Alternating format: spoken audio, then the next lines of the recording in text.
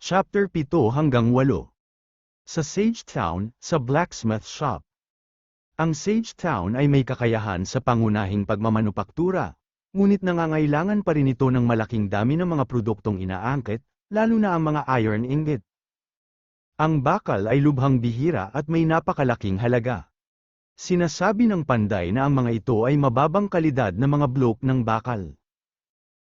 Makakabili siya ng 51 libra nito sa halagang 1 gintong barya, ngunit sapat na ang mga ito upang matugunan ang mga pangunahing pangangailangan para sa mga kagamitan sa pagsasaka. Sinasabi ni Roman na napakahalaga ng mga mabibigat na araro. Kailangan nilang gawin ang mga ito sa lalong madaling panahon. Uutusan niya si Moore ng pagpapadala ng mga tauhang tutulong sa kanya, at pagkatapos ng gawain, ang bawat isa sa kanila ay gagantimpalaan ng 2 baryang pilak. Sinasabi ng blacksmith na mahal na Panginoon, wala silang sapat na mga iron ingot. Sinasabi ni Roman na kung gayon, tunawin ang lahat ng magagaan na araro. Kailangan nilang ng hindi bababa sa 40 mabibigat na araro. At batid ng blacksmith na ngunit masyadong kakaunti ang bakal sa mga magaan na araro. Kahit pagsamasamahin pa nila ang lahat ng ito, hindi ito sapat para sa 1200 libra, at magkakaroon pa ng pagkawala habang isinasagawa ang proseso. Napahawak si Roman sa kanyang baba, at sa isip-isip nito at napapatanong ito kung tutunawin din ba nila ang mga kagamitan ng mga kabalyero. Sinasabi ng blacksmith na mahal na Panginoon, may mga bloke ng bakal sa barko ng mga ngalakal sa pantalan. Maaari nila silang bilhin mula sa mga ngalakal. Nakangiting sinasabi ni Roman na mabuti. Kung gayon, pumunta na siya agad para bumili ng mga iron block. Sa pantalan ng Sage Town. Nababahala at pinagpapawisan at sa isip-isip ni Maury na bakit narito ang Panginoon. Maaari kayang natuklasan niya ang kanyang pakikitungo sa mangkukulam at sadyang naparito upang mag-imbestiga. Naglalakad na si Roman papunta sa mga ngalakal at kasama nito ang blacksmith. At tinatanong nito si Maury na kung nagbebenta ba siya ng mga iron ingot, ang barkong pangkalakal niya. Sinasabi ni Maury na mahal na Panginoon, mayroon siyang 450 libra ng mataas na kalidad na mga iron ingot, sa halagang 30 libra bawat barya ng ginto, na nagkakahalaga ng kabuuang 15 barya ng ginto.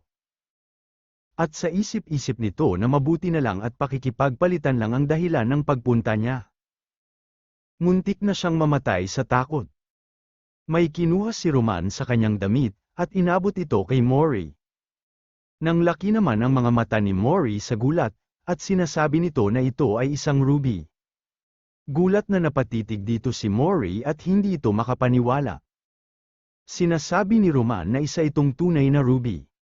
Kaya nitong palakasin ang katawan at nagkakahalaga ito ng 15 gintong barya. Dapat niyang malaman ang mga epekto nito. Sa isip-isip ni Maury na ang mga ruby ay lubos na mahalaga at karaniwang itinatago ng mga maharlika bilang mga alahas na namamana sa pamilya.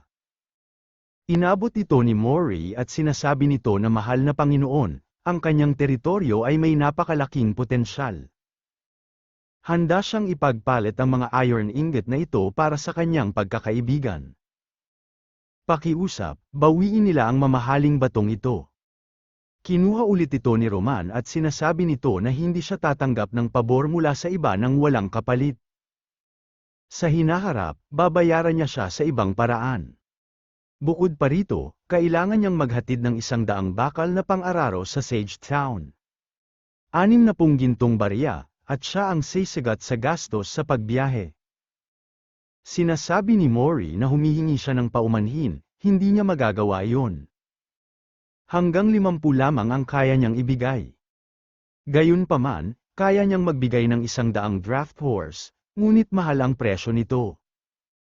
Sinasabi ni Roman na kukunin niya itong lahat. Kung gayon, ayos na. Sa blacksmith shop, sa Sage Town. At lumubog na ang araw, at dala-dala nila ang mga bloke ng bakal. Nagbanat ng buto si Roman at sinasabi nito na bumalik na sila sa trabaho. Sumagot naman ang mga ito at sinasabi nila na oo, mahal na Panginoon. Sa loob ng tahanan ni Roman. Sa isip-isip ni Roman na ang Redwood Sea Monster Tendon at Diamond Heirloom Weapons, na pamana na yari sa brilyante, mga sandatang hinubog mula sa mga pambihirang materyales. Ito ay isang simbolo ng pamilya na ipinagkaloob ng Grand Duke ng Rift Armor. Bagaman ang lakas ng pagtagos ng Great Bow ay maihahalin tulad sa isang sniper rifle, sa huli ay mas mahina pa rin ito kumpara sa mga makabagong sandata. Gayunpaman, maaari na itong ituring na isang banal na sandata sa panahong ito. Tinawag na nito si Green at Aaron, at sinasabi nito na Terra na sa kabundukan. Sa pagod na mukha, may napansin si Moore na paparating. At ito pala si Roman at sinasabi nito na tawagin nila ang mga guard ng Sage Town. Magdala siya ng mga tauhan sa kabundukan. Nagtataka at nagulat na sinasabi ni Moore na mahal na Panginoon, bakit hindi nila sinabi sa kanila ng maaga? Tinatanong ni Roman na kung bakit niya pa kailangang sabihin sa kanya kung ano ang dapat niyang gawin. Sinasabi ni Moore na napakapanganib ng mga tao sa kabundukan, at tinatanong nito kung kailangan niya rin bang sumama. Sinasabi ni Roman na kaya hahayaan niya na lang ba silang maghasik ng kaguluhan sa teritoryo niya. Tama, sasama rin siya sa kanya. Nababahala at sa isip-isip ni Moore na ayaw niya. Nakarating na sila Roman sa kabundukan. Pinagpapawisan na sinasabi ni Moore na ang ilan sa kanila ay matagal nang naninirahan dito, mula pa noong panahon bago ang kanyang ama. May mga mahiwagang nilalang, magnanakaw, at mga tumakas sa hukbo rito, pati na rin ang mga kakaiba at maruruming kawal at mga knight na pinaghahanap ng batas. Mas mapanganib ang mga taong ito kaysa sa mga mangangaso. Karamihan sa kanila ay mga pag-anti.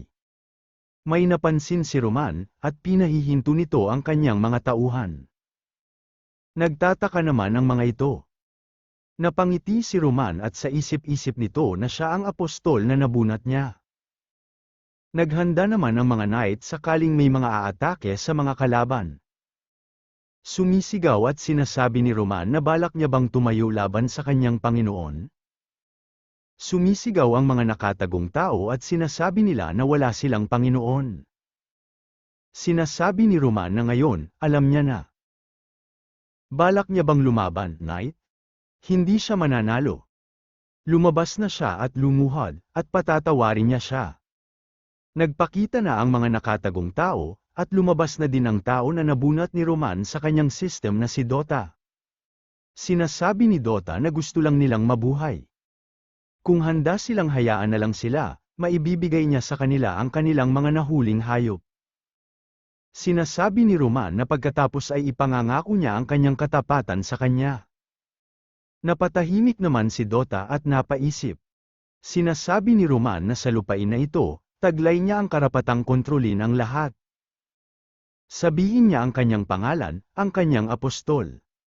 Yumuko ito at nagpakilala na ito, at sinasabi nito na siya si Dota. Sa isip-isip ni Roman na siya ay may 2-star, at may talent siyang keen eye, na may skill na track, at bihasa sa pagmamasid sa kapaligiran at pagsubaybay sa mga bakas ng paa. Sinasabi ni Roman na may pagmamataas na dalhin niya siya sa iba pang nasa kabundukan. Ang kanilang pagtatanghal ang magtatakda ng kanilang kapalaran. Sa isip-isip ng mangkukulam na walang pangalan na ayon sa mga pahiwatig, basta't nakasabit ang isang kahilingan sa ilalim ng punong tulad nito, lalabas siya agad. Sana totoo ito. Sa wakas, nandito na siya. Inaabot ng batang mangkukulam ang isang nakasabit sa puno. Nakuha niya na ito, at tumingin-tingin sa kanyang kapaligiran, at dali-dali itong tumakbo papalayo. Biglang lumabas ang babae at sumisigaw na sinasabi nito na Gwen, teka lang. Nahulog nito ang kanyang hawak-hawak sa gulat, at nanglaki ang mga mata nito. Nauutal na tinatanong nito kung nandito ba siya para hulihin siya? Nakangiting sinasabi ng babae na siya si Shasta. Huwag siyang matakot. Magkasama sila. Isa rin siyang mangkukulam.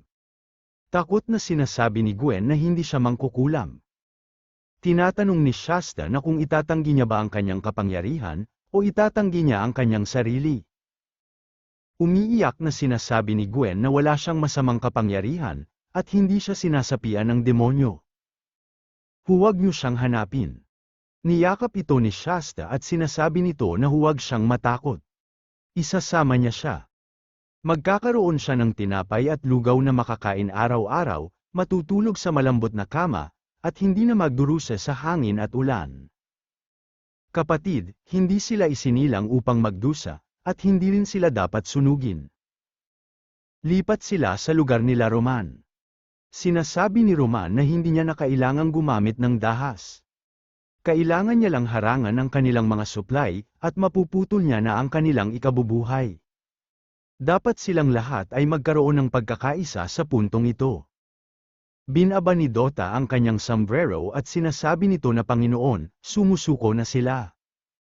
Sinasabi ni Roman na ang lahat ng mga ngaso ay kinakailangang umalis sa kuta sa bundok sa loob ng 1 buwan, at lumipat sa Sage Town. Agad-agad naman sumang-ayon ang mga tao sa bundok sa sinabi ng kanilang bagong Panginoon. At sinasabi ni Roman kay Dota na sabihin niya sa kanya ang tungkol sa mga bandido sa kabundukan. Sinasabi ni Dota na ito sila Garin at si Jet. Ang leyang doktor na si Garin.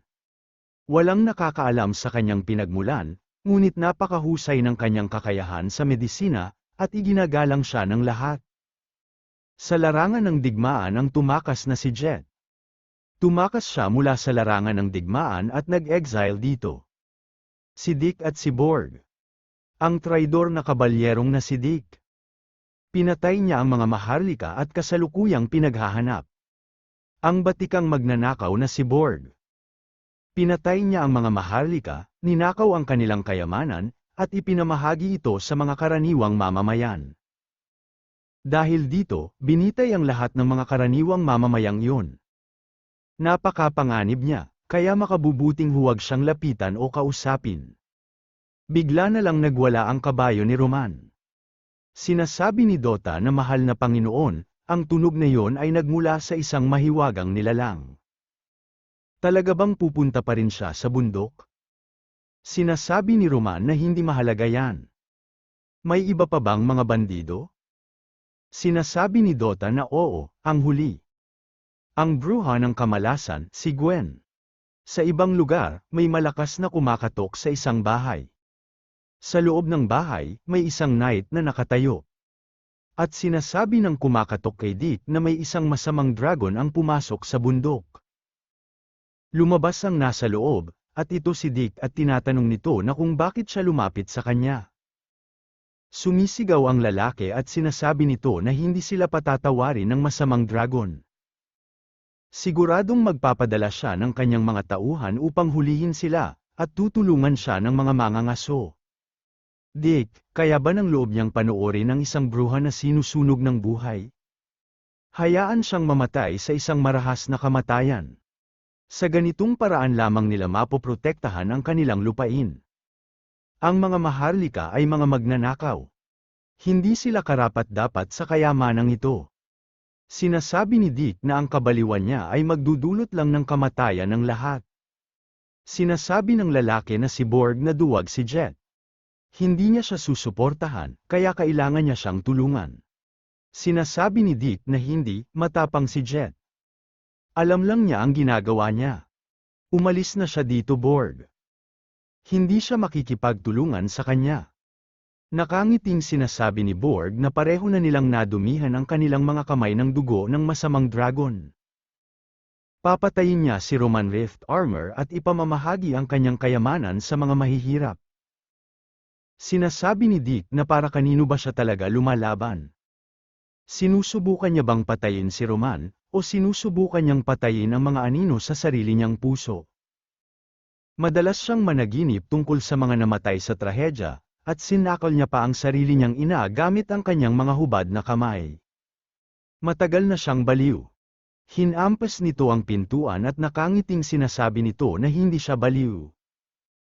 Sana ay mag-alsa ang mga mahiwagang nilalang at mamatay ng kakilakilabot ang mga maharlika. Sinasabi ni Dick na hindi niya maaaring patayin ang isang tagapagmana ng pamilyang Rift Armor. Kapag namatay siya, Yuyurakan at Wawasaki ng tatlong Grand Duke ang lugar na ito. Kung uulitin niya ang kanyang mga pagkakamali, papatayin niya silang lahat. Tumawa lang ng parang demonyo si Borg. At tumilim ang titig nito at sinasabi nito na duwag rin siya, duwag. Sa labas ng kagubatan, makikita dito si Shasta at Gwen sa ilalim ng puno. Sinasabi ni Gwen na nagdadala lang siya ng kamalasan. Sinasabi ni Shasta na Gwen, hindi siya masama. Bagaman nagdudulot ng kamalasan ang kanyang konstitusyon, sa huli ay isa itong uri ng kapangyarihan. Huwag siyang matakot. Tuturuan niya siyang i-master ito at gagawin niya siyang isang mahusay na mangkukulam. Tinatanong ni Gwen na kung kailangan niya bang sumama sa kanya sa labas. Sinasabi ni Shasta na sa piling lamang ng kanyang mga kapwa mangkukulam siya maaaring maging isang normal na tao. Kaya kailangan nilang umalis dito at lumabas. Sinasabi ni Gwen na gusto niya lang manatili rito. Hindi ba pwedeng hindi na siya umalis? Sinasabi ni Shasta na hindi nananakit ng mga kasama ang mga mangkukulam. Maniwala sana siya sa kanya. Nababahala na sinasabi ni Gwen na susunugin siya ng simbahan, at susunugin din ang pamilya niya. Pakiusap, hayaan niya na lang siyang umalis. Napatingin dito si Shasta na may lungkot sa kanyang mga mata, at sinasabi nito na sige, anak, nauubos na ang oras. Ipaubaya niya na sa kanya ang lahat. Sa kalaunan, mauunawaan niya ring ang pag-alis dito ang tamang desisyon. Napaluha na si Gwen at sinasabi nito na kailangan niyang sabihan sina Tito Dake, Tito Jet, Lolo Garin, at Tito Borg. May biglang may malakas na ingay sa kabundukan. Napatingin naman dito si Shasta at nabahala ito. Sa ibang lugar, makikita dito na nagdarasal ang isang matanda. Dumating si Roman at sinasabi nito na galing siya sa simbahan, di ba? At sa isip nito na sa totoo lang, nag-alaga si Garin ng isang bruha. Paano nagkaroon ng iba't ibang uri ng tao sa Sage Town? Lumapit si Roman dito at sinasabi nito na umalis siya sa simbahan. Gusto niya bang magtrabaho para sa kanya? Sinasabi ni Garin na ipinag-uutos ng simbahan na ang mga lingkod ng mga Diyos ay manampalataya sa kanila habang buhay. Sinasabi ni Roman na kaya pala hindi opsyon ang pagbibitiw. Sinasabi ni Garin na bagaman umalis siya sa simbahan, hindi nawala ang kanyang pananampalataya. Mahal na Panginoon, gusto niya lang manatili rito. Pakiusap, huwag ninyo itong gawing mahirap para sa kanya. Sinasabi ni Roman na kung tunay na may dakilang kapangyarihan ang simbahan at ang mga Diyos, bakit hindi nila iligtas ang kanilang mga mananampalataya? Binibigyan niya siya ng pagkakataon, at sinasayang niya lang ito.